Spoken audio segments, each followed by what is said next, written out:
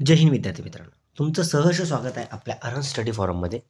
विद्यार्थी मित्रांनो, तुम्हाला माहितीच असेल की BMC junior engineering electrical, mechanical plus civil यांची जी विद्यार्थी मित्रांनो परीक्षा झाली होती त्याचं कोर्ट केस झाली आहे ते तुम्हाला माहितीच आहे.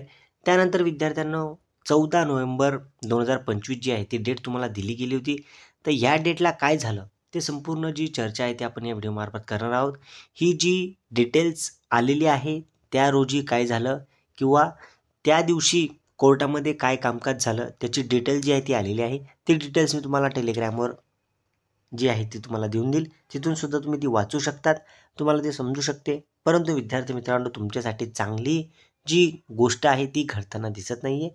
म्हणून प्रथम पॉईंटमध्येच तुम्हाला दिसत असेल, क्लिअर होत असेल की जे 5:05 PM जे आहे ते मॅटर मेन्शन झालं. त्यानंतर चार्ट पॅराग्राफ नंबर 7 जे आहे ते हिअर अंडर होतं. त्यामुळे जे हिअरिंग आहे due to paucity of time म्हणजेच वेळेचा अभावी कारणाने जे आहे ते तुमचं मॅटर जे आहे ते घेतलं गेलं नाही.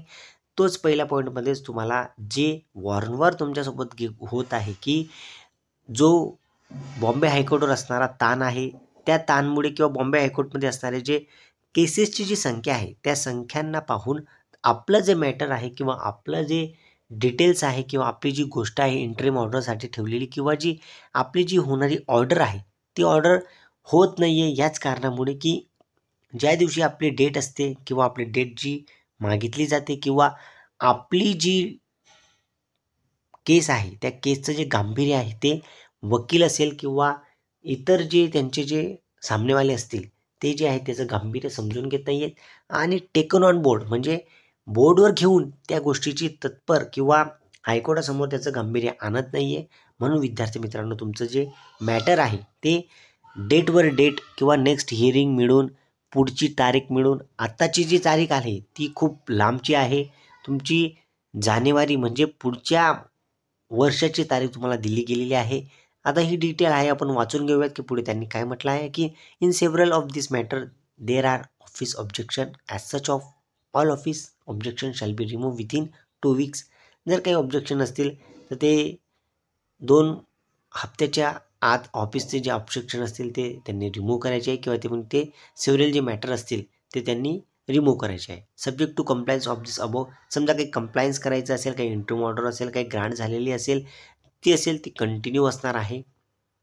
त्यानंतर 14 पॉईंट आहे द ॲफिडेविट इन रिप्लाय. समजा कोणी रिजॉइंडर झाले असतील किंवा कोणाचा ॲफिडेविट बाकी असेल तर त्यांनी at least 1 week before the next date, next date जी दिली गेली आहे त्याच्या 1 हप्त्याच्या पहिलेच त्यांनी ते करून ठेवायचं आहे. त्यानंतर 5वा मुद्दा असेल तुमचा तो असेल मॅटर जे आहे जी नोटीस अवेटेड आहे किंवा जी नोटीस आहे त्यांनी जी इश्यू केलेली आहे आफ्टर द सर्व्हिस. त्यानंतर 6 जो आहे त्याने तुमचा पॉईंट. तर विद्यार्थी मित्रांनो, 6 असेल 7 असेल जे संपूर्ण पॉईंट आहेत याचा संपूर्ण सार थोडक्यात सांगायचं म्हटलं तर तुम्हाला नेक्स्ट डेट आहे ती तुम्हाला दिली गेली आहे.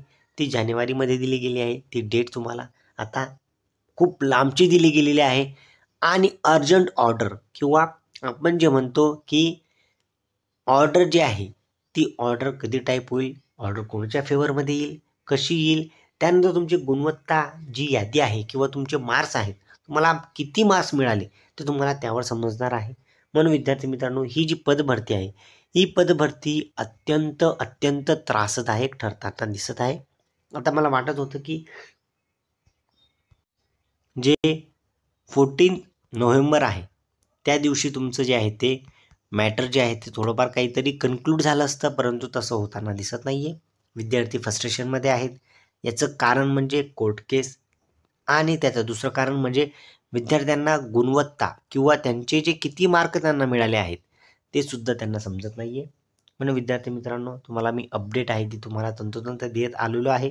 आता ही कोर्ट केस आहे ते सुद्धा तुम्ही समजू शकतात. हे आपल्या हातात नाही आहे. काही विद्यार्थ्यांचे कमेंट असतात की आपण BMCला जाऊ, ते सुद्धा आपण ट्राय केलं, परंतु कोर्ट केस असल्या कारणाने जी ऑथेंटिक इन्फॉर्मेशन जर काही आली तर मी नक्कीच ती तुमच्यापर्यंत शेअर करेल.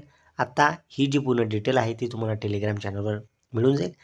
जर विद्यार्थी मित्रांनो तुम्ही या चॅनलवर नवीन असाल तर चॅनलला आवर्जून सबस्क्राईब करून घ्या, जेणेकरून तुम्हाला अशाच पद्धतीच्या अपडेट्स तुम्हाला वेळोवेळी मिळत जातील. चला विद्यार्थ्यांना, मी आता तुमची काळजी घेतो, तुमची रजा घेतो. काळजी घ्या आणि जर जे विद्यार्थी फ्रस्ट्रेशन होत असेल त्यांनी दुसऱ्या पदभरतीकडे लक्ष टार्गेट करा. काही विद्यार्थ्यांचं म्हणणं असेल की सर फीज दिली गेली असून एक्झाम दिली आहे, एक्झामला आम्ही खूप लांबपर्यंत गेलो, परंतु आम्ही अभ्यास केला, परंतु त्याचा रिझल्ट आमच्यापर्यंत पोहोचत नाही आहे, ही शोकांतिका आहे, हे मान्य करतो. आणि हे तुम्हीसुद्धा आणि BMCने ज्यांनी एक्झाम घेतली असेल ते सुद्धा. परंतु कोर्ट केस टाकताना किंवा कोर्ट केस असल्या कारणाने तुम्हाला ते तुमचं जे अचिव्हमेंट आहे ते तुम्हाला समजत नाही आहे. ते विद्यार्थी मित्रांनो लवकरच समजेल किंवा अजून उशिरा समजेल, परंतु ह्या पदभरती खूप त्रासदायक विद्यार्थ्यांना ठरत आहे, हे मात्र तितकेच खरं. चला विद्यार्थ्यांना तो तुमची रजा घेतो. जय हिंद.